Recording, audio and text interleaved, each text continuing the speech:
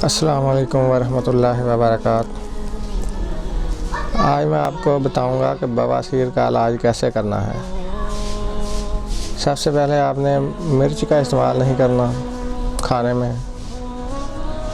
दूसरा काम ये करें कि आपने 5 केले सुबह खाने हैं, 5 केले शाम को खाने हैं। उसके बाद आप लें अंजीर के 5 दाने, 5 दाने सुबह खाएं और 5 दाने शाम को खाएं।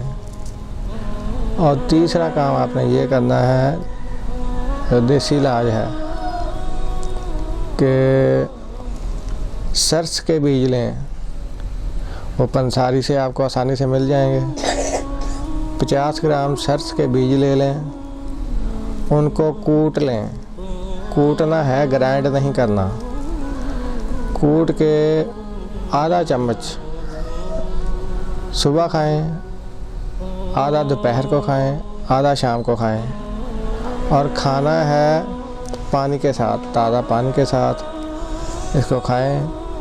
इंशाअल्लाह 3 दिन में बवासीर जड़ से ख़त्म हो जाएगी। चाहे वो खूनी बवासीर हो या बादी बवासीर हो, आपका मिजाज चाहे कैसा भी हो, हर किस्म की बवासीर के लिए बहुत शाफी इलाज है।